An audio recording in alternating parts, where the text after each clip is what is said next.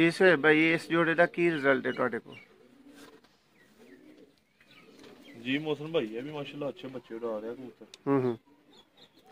इन्होंने मादी सा चेंज की है ते बाजियां जेदा कोई जी बिस्मिल्लाहिर्रहमानिर्रहीम। दोस्तों सियालकोटी पिजन लवर तो मौसम रहमान ਤੁਹਾਡੀ ਖidmat 'ਚ ਹਾਜ਼ਰ ਹੈ। ਦੋਸਤੋ ਸੇਬ ਭਾਈ ਦੀ ਛੱਤ ਤੋਂ ਨਯਾ ਪਰਿੰਦਿਆਂ ਦਾ ਤੁਹਾਨੂੰ ਸ਼ੌਕ ਕਰਵਾ ਰਹੇ ਹਾਂ।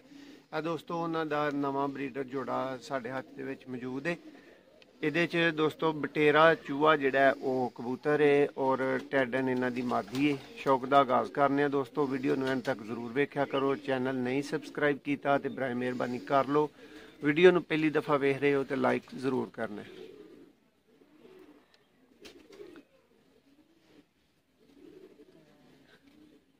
चेक करो दोस्तों,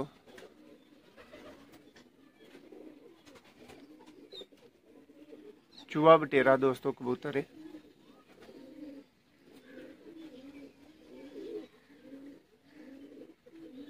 जी भाई दूसरी अख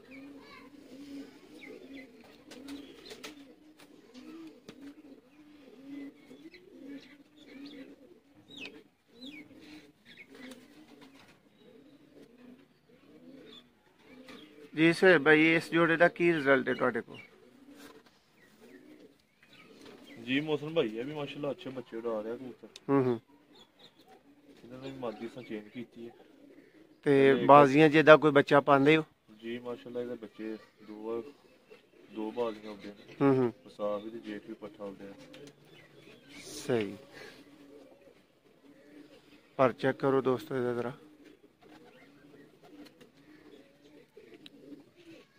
बहुत ही आला पारे दोस्तों।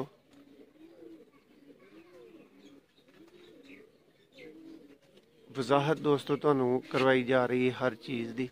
भाई दूसरा पर लियाओ।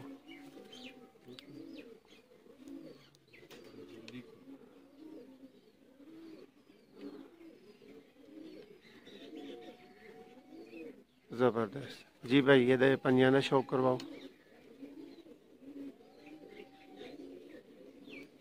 बहुत अलग दोस्तों यह ही बटेरा चूहा नर। हम तुहानू इहदी मादी का शौक करवाने। इहदी मादी है दोस्तों।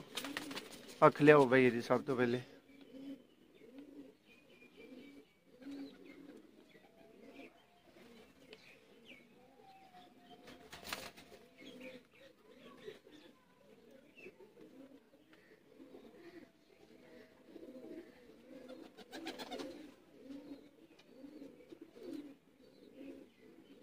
टैडन मादी है दोस्तों ये नाल।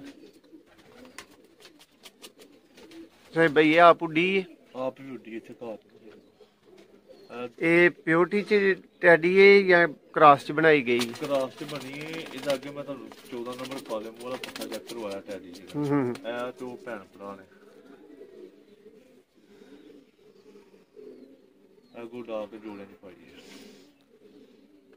तो दोस्तों ਜਿਹੜੇ ਕਬੂਤਰ ਟੈਸਟ ਹੋ ਕੇ खुद पास हो के फिर जोड़िया चाहते ने खुशक पंजे बिल्कुल दोस्तों।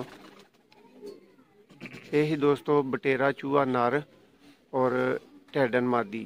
शौक कैसा लगा है ज़रूर दस्या करो। चैनल नू सबसक्राइब करना नहीं भूलना।